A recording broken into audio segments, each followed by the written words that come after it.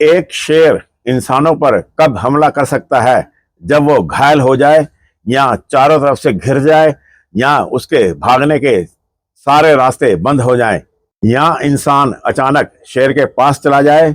खासकर जब बच्चों वाली माँ हो, या कई दिनों का भूखा हो, या वो अपने शिकार की रक्षा कर रहा हो, शिकार की रखवाली में किसी झाड़ी में वो बैठा हो, तब भी वो इंसान के ऊपर हमलावर हो जाता है।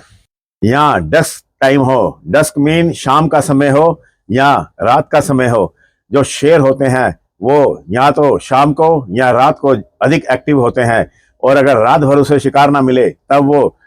सुबह के समय भी एक्टिव हो जाते हैं। और ये जो समय होता है ये शेरों के एक्टिव होने का वक्त होता है, और ऐसे समय में भी शेर इंसान के ऊपर हमला कर सकता है।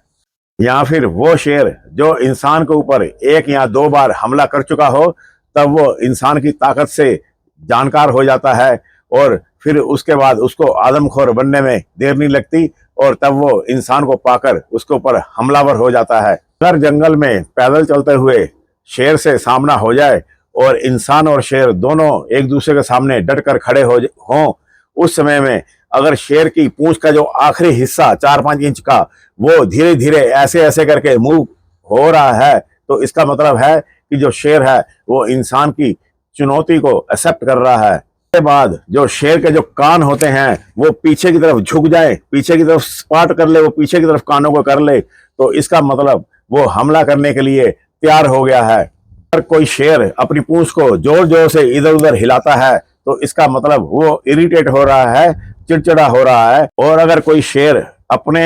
शरीर को नीचे की तरफ झुका करे और सिर को आगे की तरफ करके और इंसान की तरफ लगातार नजरों को बनाए रखता है, तो इसका मतलब वो निश्चित रूप से अब हमला करेगा। और अगर उसके कंधे की और पिछले पैरों की जो मांसपेशियां हैं, जो मसल हैं, वो टेंशन में आ जाएं, खिंच जाएं, थोड़ा झुक जाए, तो इसका मतलब वो अब छलांग लेने के लिए पूरी तरह से तैयार है। ये कुछ शेर के साइन हैं जब वो इंसान के ऊपर या अपने शिकार के ऊपर हमलावर होना चाहता है।